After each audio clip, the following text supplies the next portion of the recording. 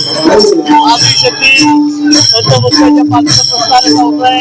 पहिल्यांदाच राज्यामध्ये हवामान विभागाची आज या ठिकाणी झालेली सावकार आहेत, आमदार पाटील आहेत, आम्ही सगळे या ठिकाणी आलेलो आहोत. सगळ्यांना मनापासून शुभेच्छा देतो. म्हणजे आनंदाची गोष्ट हीच आहे या ठिकाणी आज पावसाला सुरुवात झालेली आहे. सगळा वारकरी सुखावलेला आहे. थोड्याच वेळात पालखीचं प्रस्थान सुरू होईल. त्यावेळेला आषाढीला पालखीचं पोहोचेल आम्ही सगळेजण त्या ठिकाणी राहणार आहोत. आणि सगळ्यांना मनापासून शुभेच्छा. पालखी मार्गात सगळ्या सोयी सुविधा सरकारने शासनाने दिल्या आहेत. त्यामध्ये कुठेही कमी पडणार नाही याची काळजी गेल्या 10 वर्षापासून आमचं सरकार येण्यापासून आम्ही घेत आहोत.